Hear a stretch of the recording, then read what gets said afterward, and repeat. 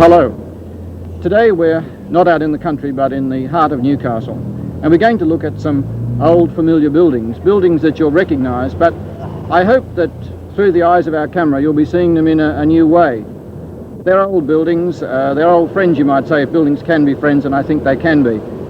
Up here on Nobby's Breakwater, where we're setting out on our little walk around Newcastle today, I've got with me three fellows who've spent quite a bit of time looking into the fascinating history of Newcastle. There's Doug Lithgow, who's the president of the Hunter Manning National Parks Association, Brian Seuters, who's a well-known local architect in Newcastle, and Jeff Stevenson, who's the chairman of the National Trust Historic Buildings Committee for the Newcastle area. They're the experts. I'm just coming along for the walk, and I hope that with our camera crew you'll join us in a journey through the heart of a city. We'll have a look at Nobby's as it is today and as it was, and the Breakwater and Fort Scratchley. Probably many of you have never seen into Fort Scratchley. Well, we'll be able to see what's there, and we'll have a look at some of the terrace housing at Newcastle East and some of the other historic buildings. We'll be moving on to have a look at the Bond Store in Telford Street, the fine Newcastle Customs House, which has been magnificently preserved, and then moving over the road to have a look at the Newcastle Railway Station. And I guess many of you have come into town on the trains at times, but probably just never taken the opportunity to have a look at this fine old building. As an architect, I'm interested in buildings, and I'd like to share some of that interest with you today. We're going to look at buildings such as the Longworth Institute, the Post Office and Police Station Group, and finally we're going to look at the Wood Street Tech Building.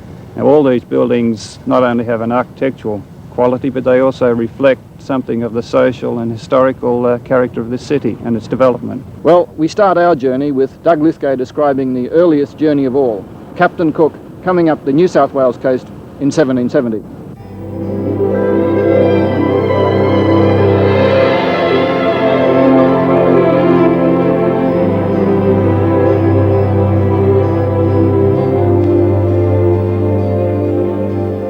Captain Cook, in his log on May the 10th, 1770, described the island as a small clump of an island lying close inshore.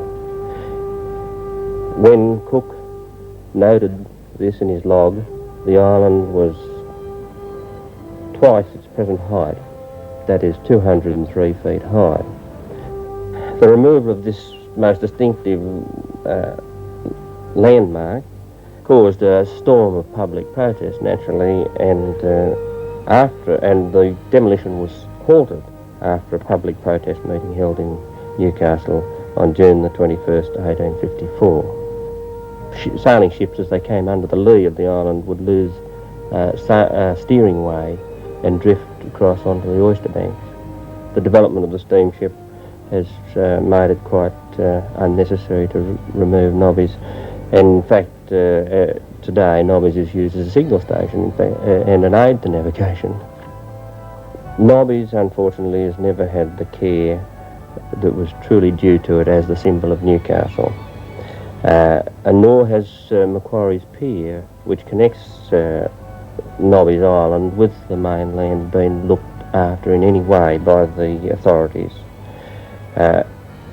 Even now you can see the old stonework, how it's been mutilated by the dumping of rubbish, and in other places the dimension stonework, which shows the marks of the stonemason's scutch, has been covered over with, in a very rude way, with just ugly concrete. From right in the heart of the city in Market Street, you can look across the harbour, the busy harbour, and see Nobby's. Indeed, it's a symbol of Newcastle, Nobby's, and was for many years on the coat of arms, the council's coat of arms. Nobby's, unfortunately, has never had the care that was truly due to it as the symbol of Newcastle. What really is needed is a comprehensive plan which tries to maintain the integrity of the landscape and add to the dignity that it really deserves.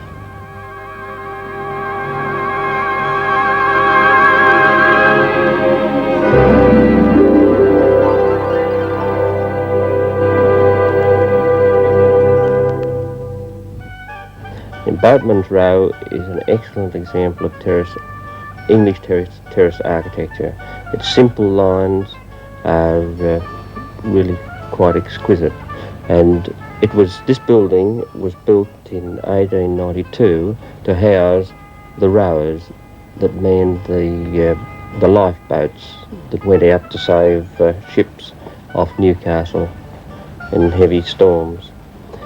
On the other side of the street we have Port Scratchley.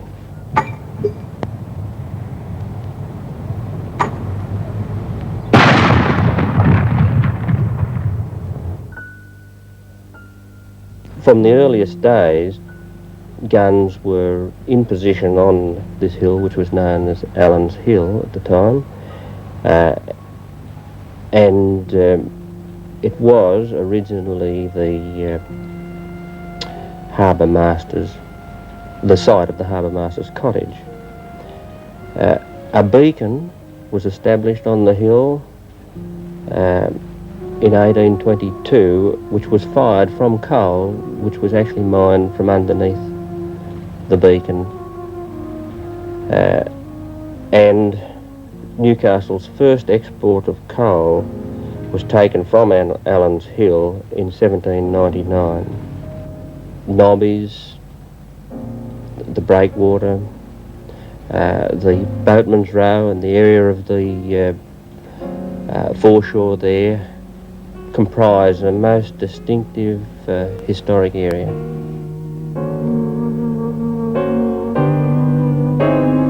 Unfortunately, in the 3 years that's elapsed since the army moved out, that the whole thing has just gone to rack and ruin, and whereas the city could have had a group of buildings in working order, we now find that it would cost, a small fortune just to bring them back to their original condition. I would see it being used as, an arts and crafts centre, and possibly as small museums, and for different interests of a public nature.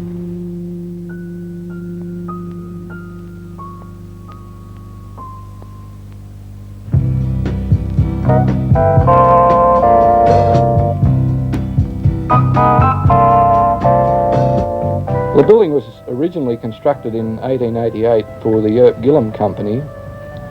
It was designed by Frederick Menkins, a noted Newcastle architect, some 6 years after his arrival in Newcastle in 1882, from Adelaide after he had immigrated from Germany in 1878. His home and technical training had been in an area famous over the centuries for its brick buildings, and hence you find here the use of polychromatic brickwork, for which North German architecture is well noted. The building is quite large for a single bond store building, being some 4 floors in height. It was very conveniently located for a bond store, being handy to the wharf, the railway tracks, and also to the customs house. One of the interesting features of this building is, of course, that one of the owners, Mr. Earp, was a Dutchman. The builder, John Straub, was a Dutchman, and this probably led to the carved keystone over the main entrance, which is reputed to be of a Dutch princess. Unfortunately, this building has been very much neglected, and some years ago the parapet and pediment were destroyed in a fire, and have been replaced by a very unsympathetic asbestos fascia. As you can see, the building has deteriorated through fretting of label moulds and brickwork, and the worst of the lot is the way in which the window reveals and sills have been blown out literally by the expansion of the rusting grill bars that originally protected these windows. However, despite all of these faults, the building, I think, is in structurally quite good condition, and while it would require a very big effort to restore it, I don't think it's sort of beyond the point of no return. The trucks could enter from the wharf area at the lower level, which you can see down here just adjacent to the present shunting yards, and of course goods could be brought in or taken away from either the Telford Street or the Bond Street level, which is in actual fact 1 floor higher. There were gantries over each doorway so that goods could be lifted directly from the trucks and placed in any floor as desired. The two main sides of the building aren't parallel, and they taper down towards the customs house.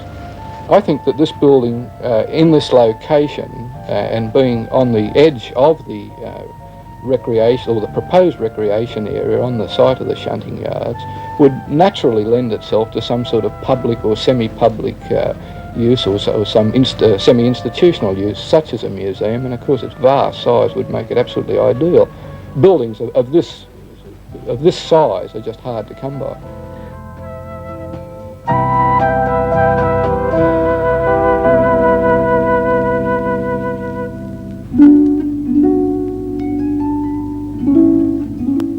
The Customs House was constructed in 1876 by James Barnett, one of the government architects at the time. The front facade, which is to Bond Street, has an asymmetrical composition which has been greatly influenced by Italian public buildings, which Barnett himself was strongly influenced by.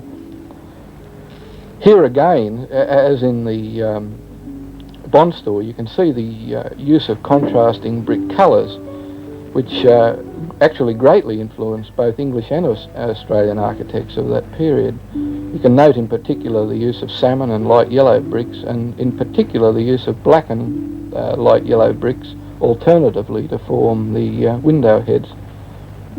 The Customs House tower in itself is something of a curious mixture of North Italian medieval architecture up to about the level of the clock, and then from there on it tends to become more Baroque. The interior of this building is of course typical of the 19th century historicism in architecture, in that it bears no relationship whatsoever to the exterior of the building. For example, the fine corbel bay window, which forms the pivot point around which the whole design is balanced, had nothing behind it originally apart from a small office which was reputed to be the harbour master's office, and I think now it's just the men's change room. In 1899 there was a northern wing added in a very sympathetic manner, and I think this building shows, how it's quite possible to add or to alter a building, without necessarily destroying the original concept of the building. I think one of the most interesting points of the building is the little spire atop the tower, which, as you'll notice, has a ball on it, which used to drop at exactly 1 p.m. each day to allow the masters of ships in port to set their chronometers. This was, I believe, also matched by the firing of a cannon on Flagstaff Hill, now Fort Scratchley, of course, at precisely the same time. I think the only way in which this building has been destroyed is not so much in the building itself, but in the grounds and the works around it. There's been a tar-paved car park located directly in front of it now, and the old wrought iron railing, which was of course a feature of the design, is now missing. I think this building must be a shining example of how a building over 100 years old, can still be maintained in near perfect condition and can still render useful service.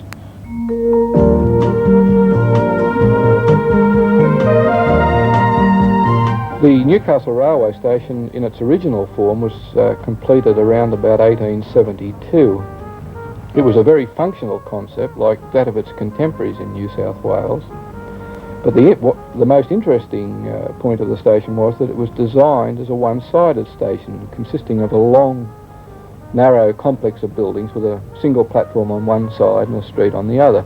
This is very unusual because normally for a terminus station such as Newcastle, a terminus station building was erected at the very end of the railway line, with platforms coming out to give level access from the building. This type of building you see in of course, the 20th century Sydney Central Station. The design of the building is, of course, as conservative as the general station plan. The building plan was rigidly symmetrical, with a central block housing the booking office, which you can still see in the centre.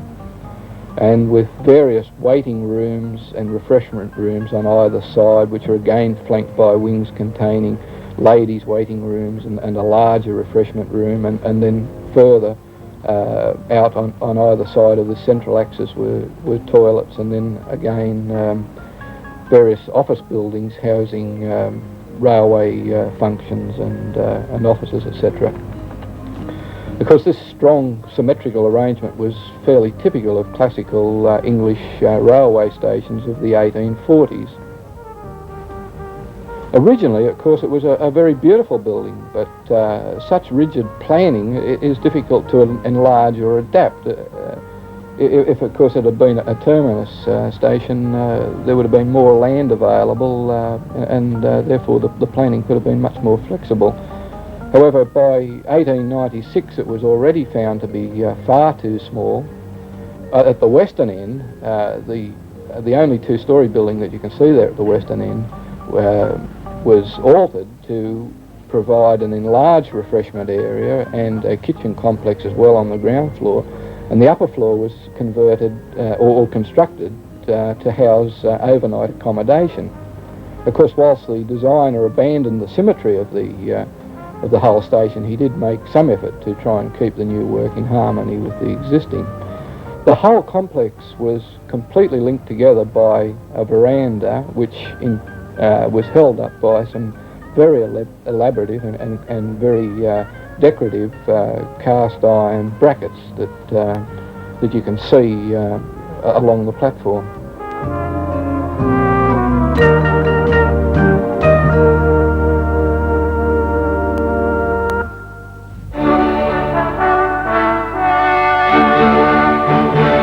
Now, standing here at the railway station, if one looks across the road, in amongst the sort of the mess of modern buildings, one has a glimpse of a rather magnificent Baroque building.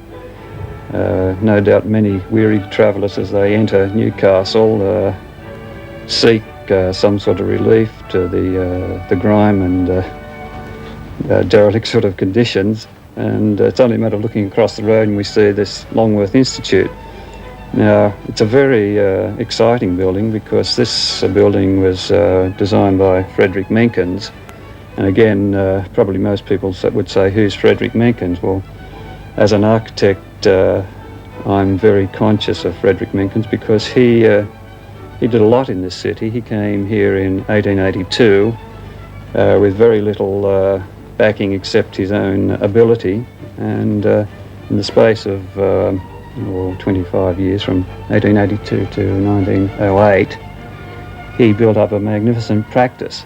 And this building that we see here opposite represents sort of the high point of his career. It's a Baroque building. It's the sort of thing that Menkins would dearly love to do. And obviously he had in this particular patron the ideal client, a man of some sort of sensitivity, who's allowed the architect the chance to sort of show his ability and to give to the citizens of Newcastle something really worthwhile. It's a Baroque building. It derives its inspiration from Germany, where Menkins was born. It's got beautiful detail work in it. As you sort of gaze up the building and look there, you see the heroic figures of Hercules and Atlas striving to hold up the beautiful cantilevered oriel windows.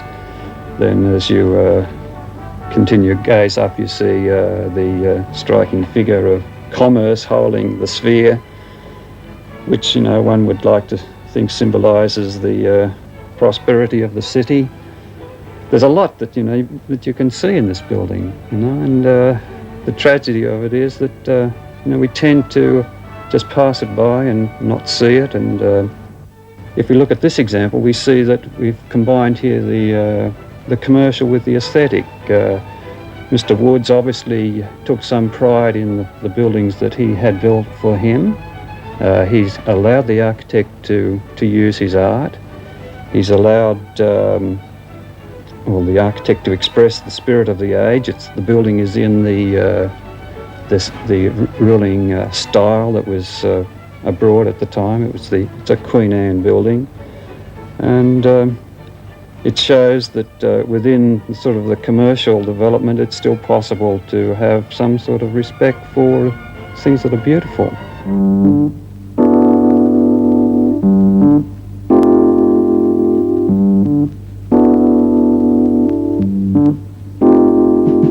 This group of 3 buildings here is very important in Newcastle. It is unique. It's unique to Newcastle. It's almost unique to New South Wales and perhaps to Australia, because here in this precinct we have 3 buildings by 3 different government architects spanning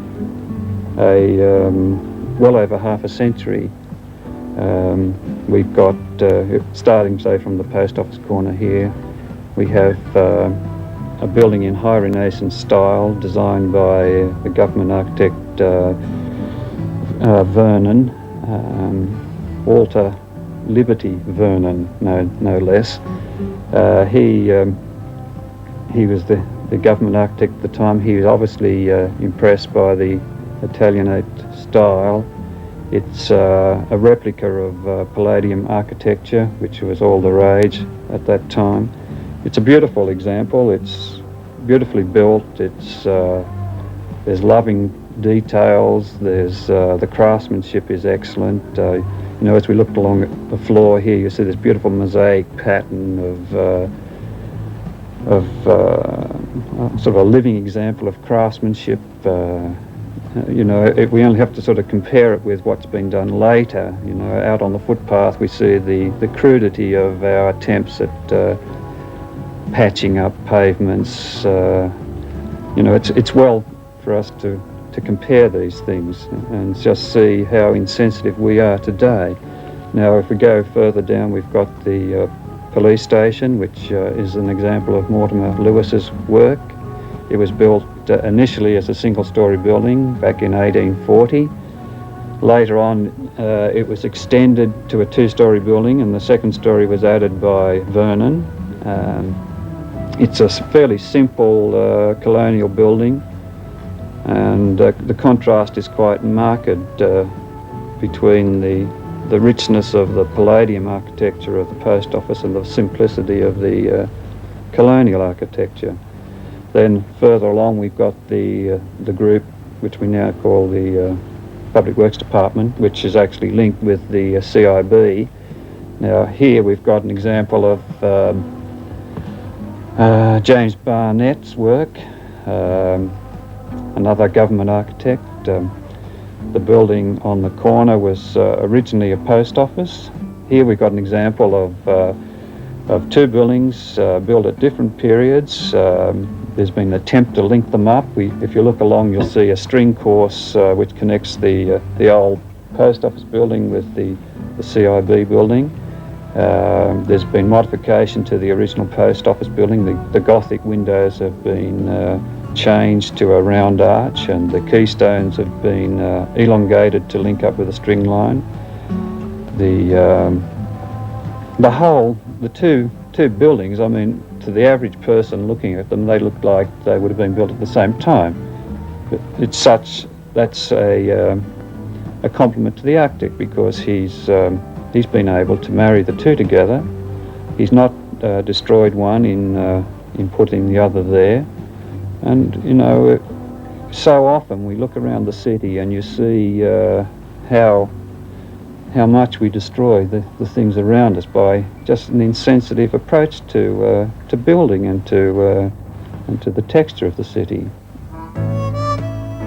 One of the problems that architects and preservation groups face is that there's no legislation to protect buildings from demolition. If one thinks that a building needs to be demolished for some new work, well then all one has to do is to conform with the DLI requirements and go ahead and demolish. But you don't need a building permit or any form of permit. I think it's essential, if we're going to protect our environment and our city from destruction, to have some sort of early warning device. It should be necessary to obtain a permit before one demolishes a building which is of public value. Then at least having gone through the process of obtaining some sort of permit, people become aware, and then the case can be put by the citizens to try and preserve or to modify the development so that it's in accord with the overall character and feel of the city. You know, here we've got the post office, we've got the police, and we have the public works department. Those three bodies should be able to combine to see that this unique precinct is preserved. I think most people realise that the public works department and the police station is threatened. There's a proposal to have a state office block on this site. Now, you know, we're not that short of sites in Newcastle that we can afford to pull down these buildings. If we pull them down, well, then that's the end. We can never recreate it, and what we've destroyed is something that is unique, that not only our generation should see colonial, the Baroque, the High Renaissance, all these things that can be seen as a sort of a living example of architecture and of art. This building's important because it's a brewery building built for the brewery industry. It's a warehouse building. It's a solid construction. It's the sort of building one would see around waterfronts in London, Liverpool. It still has a little bit of architectural flair in it. It's got a sort of French revival style in the dome on the top. There's a subtlety in colour in the brickwork. There's a change of tone in the brickwork over the arches to the surrounding sort of browns of the main walls. There's the change in the heads of the windows. We have the flat arches contrasted with the round arches. We've got the vertical accent of the tower. In the early days, it was considered to be a worthy rival to the Customs House. A contemporary report in the Chronicle, around about 1876 or 1878, there's a reference made that on a clear sunny day one can gaze from the hill of Newcastle and see the tower of the Wood Street, of the Castle Main Brewery building, vying for prominence with the Customs House tower. The pressure to demolish is related to the function of the building. I'm told that the Education Department or the Department of Technical Education say that there is a waterproofing problem, that the water comes through the solid brickwork. Now, it wouldn't take a great deal to be able to overcome that problem and perhaps put an internal skin to form a cavity. It's almost hard to imagine why people want to demolish this building. The only reason that I could think is that it's a matter of prestige, that in developments with one government department vying against another one, there is sort of prestige in having new buildings.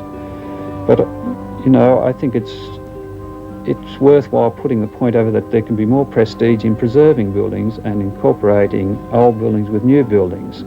I think that's more praiseworthy than having just new buildings which don't show the fabric of the city.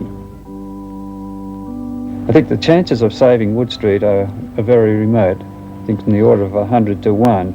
You see, the processes that are necessary in creating new buildings have proceeded, and drawings are being done, surveys are being done. There's lots of money being expended in preparing plans, so that it's going to take a tremendous amount of pressure to stop that process.